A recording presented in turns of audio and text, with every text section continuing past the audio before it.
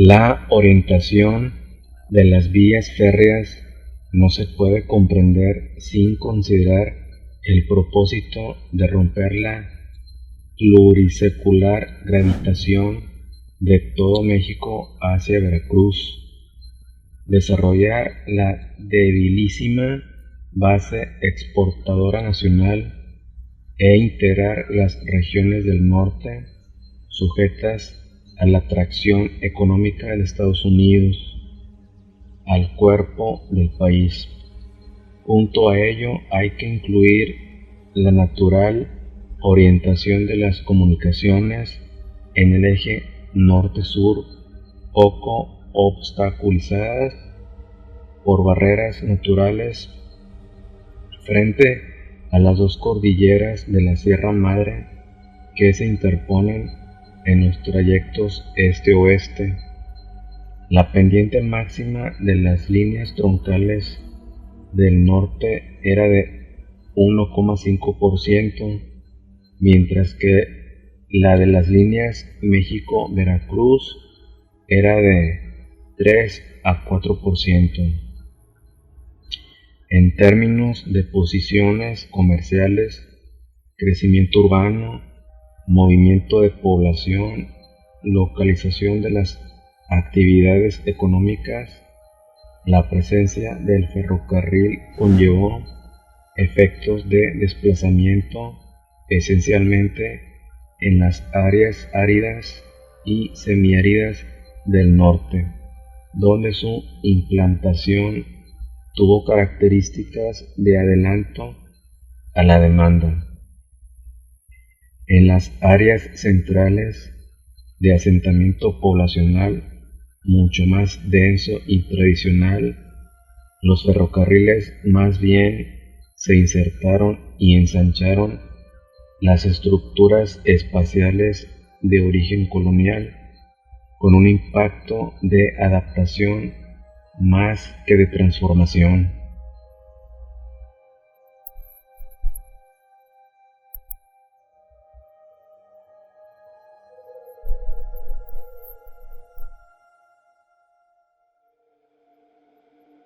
En un país deficitario de medios de transporte y vías de comunicación como era México, las vías férreas condensaron las expectativas de movilización de recursos, integración económica, transformación productiva. Es necesario medir y evaluar la contribución efectiva de los ferrocarriles al crecimiento económico de manera directa por medio de los servicios de transporte de bienes, personas y servicios, es decir, el impacto del abaratamiento del costo de transporte producido por la tecnología ferroviaria con respecto a los modos de transporte anteriores. Como se puede apreciar por los datos del cuadro 3, el tráfico de carga tuvo un crecimiento sostenido durante el periodo, pasando de 264,000 toneladas en el año 1880 a un nivel máximo de alrededor de 14 millones de toneladas. La tasa de crecimiento promedio anual de la carga, que en el lapso 1880 al año 1910 fue del 14,1%, tuvo el siguiente ritmo decenal: 26,5% del año 1880 al año 1889, un 13,2% del año 1890 al año 1900 y de un 6,2% del año 1900 al año 1910. La fuerte elasticidad inicial de la carga con respecto a la oferta de transporte sugiere la existencia de una reserva de demanda potencial obligada por la falta de medios adecuados de transporte y que se liberó al iniciar la construcción en gran escala de vías férreas.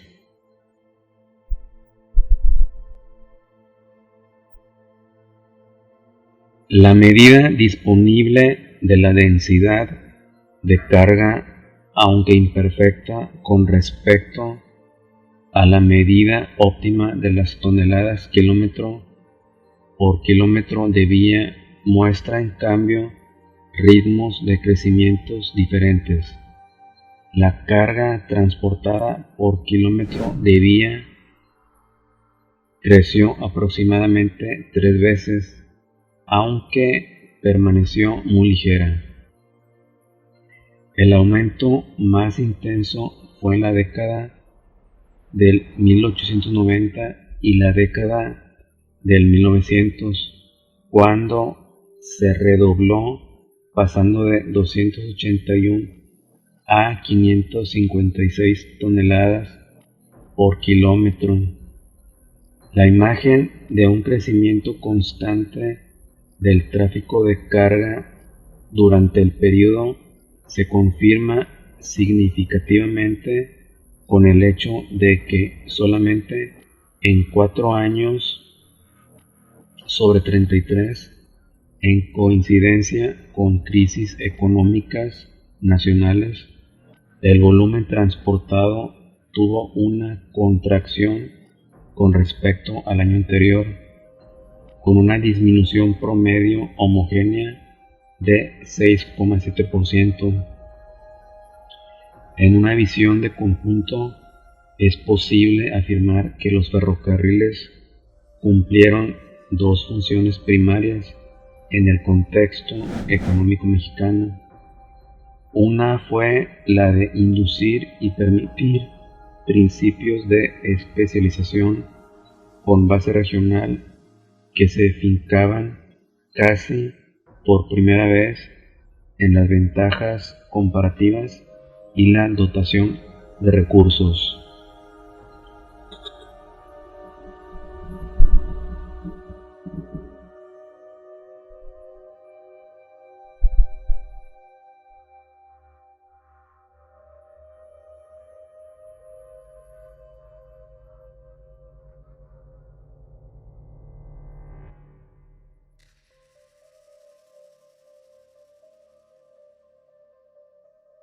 En este sentido, el ferrocarril estimula intensivamente la producción de 3 clases de bienes.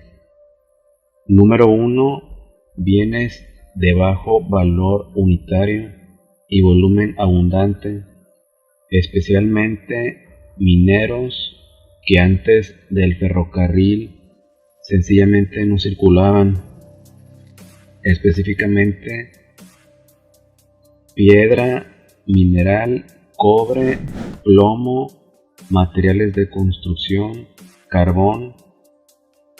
Con ello se revertía el patrón de raíz colonial basado en la centralidad de los metales preciosos que constituían casi la totalidad de las exportaciones mexicanas.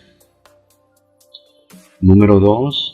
Bienes agrícolas, también de bajo valor unitario, producidos para el mercado interno, tales como trigo, arroz, cebada y materias primas como el algodón, que experimentaban un radio de comercialización ampliada, rebasando las barreras de costos y tiempo impuestas por el transporte preferroviario.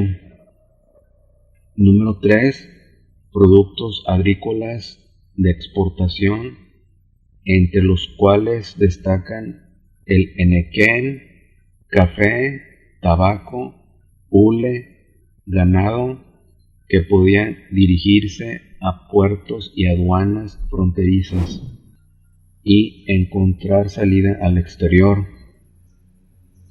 El mapa de la intensidad de uso del transporte ferroviario, es decir, el porcentaje de la producción que circulaba en ferrocarril, revela que estos fueron los productos caracterizados por la mayor intensidad.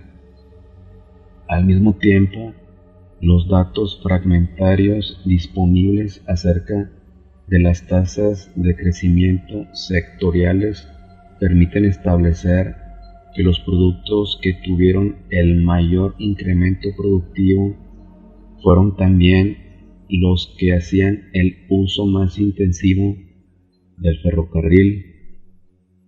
En términos generales, ningún proceso relevante de formación de capital en México se dio fiera o con independencia de la comunicación ferroviaria, con la excepción de la explotación del petróleo, cuyos yacimientos se localizaban en las fajas costeras y tenía por lo tanto acceso muy fácil al transporte marítimo.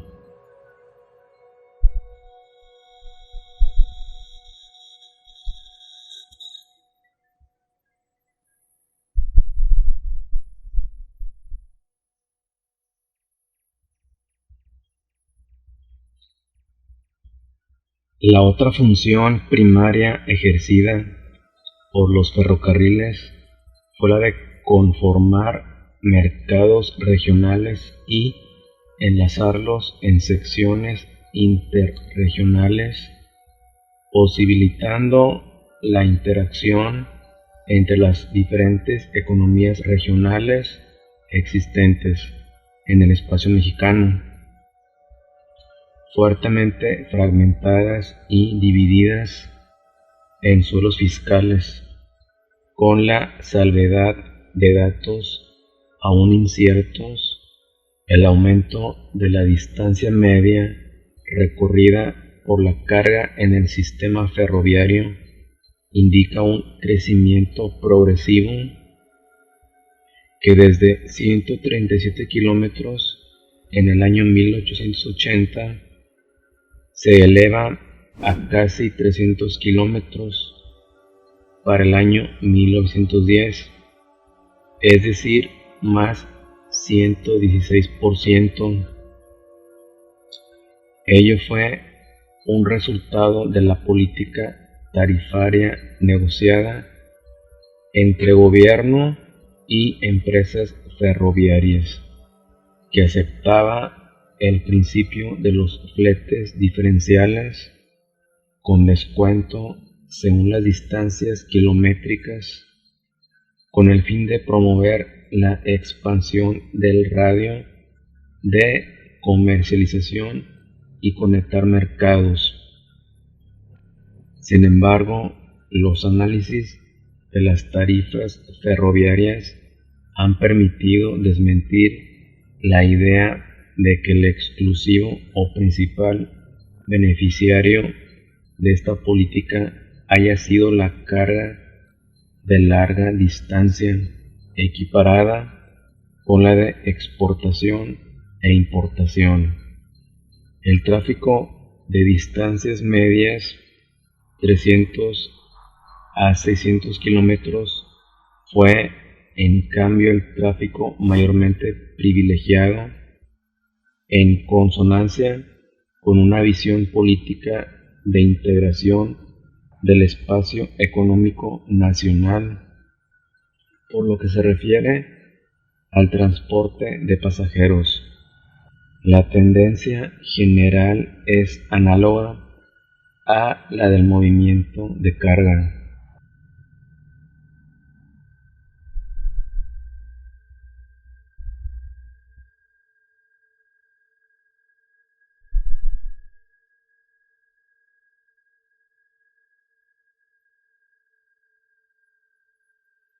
El crecimiento anual promedio entre el año 1880 y el año 1910 fue de 10,3%, aunque con una evolución menos dispareja con base decenal. El incremento de la movilidad individual significó que mientras en el año 1880 había un pasajero ferroviario por cada 12 habitantes, en el año 1900 la relación era de 1.3 a 1 y en el año 1910 era de 1 a 1, aunque los datos sobre la circulación de pasajeros en los medios de transporte preferroviario antes del año 1880 no son suficientes para comparar el efecto absoluto del ferrocarril sobre la movilidad. El hecho de que la mayoría de pasajeros, aproximadamente de un 60%, viajaran en tercera clase, sugiere que se trataba de un tráfico de personas que antes no viajaban o se desplazaban solo a pie. La distancia media recorrida por pasajero en el año 1910 era de 67 kilómetros y de 83 kilómetros en el año 1911. En las 5 principales líneas, todas de extensión superior a los 300 kilómetros, representaba la cuarta parte de la distancia media de la carga y significaba un traslado por tren de alrededor de hora y media, elementos que sugieren un radio de circulación predominantemente de tipo regional.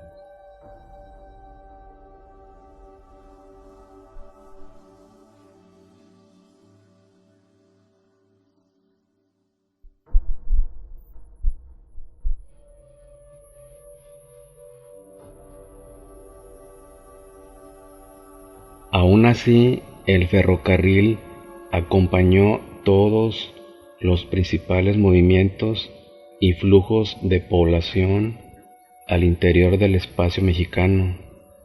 Hizo posible la participación masiva en ferias comerciales, exposiciones agroganaderas, los desplazamientos de mano de obra según el calendario agrícola, así como la difusión de la presencia de agentes viajeros. En un contexto más tradicional, el ferrocarril facilitó los desplazamientos de centenares de miles de personas según el calendario de las fiestas y de las procesiones religiosas, y mientras permitía la creación de México como destino turístico para las primeras experiencias de turismo de masas de los Estados Unidos de Norteamérica. Fue el medio a través del cual pudo encauzarse la emigración estacional y también permanente de miles de braceros al vecino país del norte, los Estados Unidos, que con sus remesas sostenían las economías locales de diferentes regiones del país. La contribución, que por lo general no se considera de manera adecuada, es la relativa al transporte de servicios.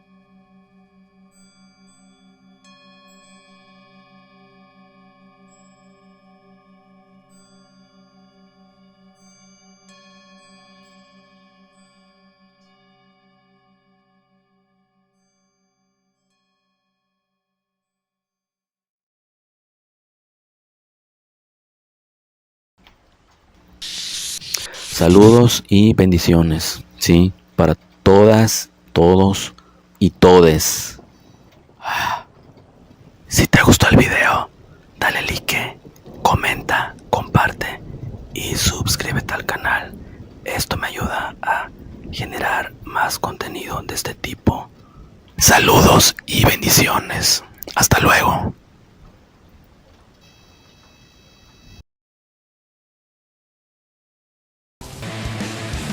Calle 6630, ¿y mis 50,000 pesos qué? Calle 6630, calle 6630. Soy hijo del papá. Calle 6630, calle 6630. ¿No he chocado? Calle 6630, calle 6630. Me amarran como puerco. 671, 671, 671. Mire. 671, 671, 671, 671, 671, 671, ¿y qué? 671, 671, 671, apúntele bien. 3333, 3333, 3333. Como puerco, yo paleo.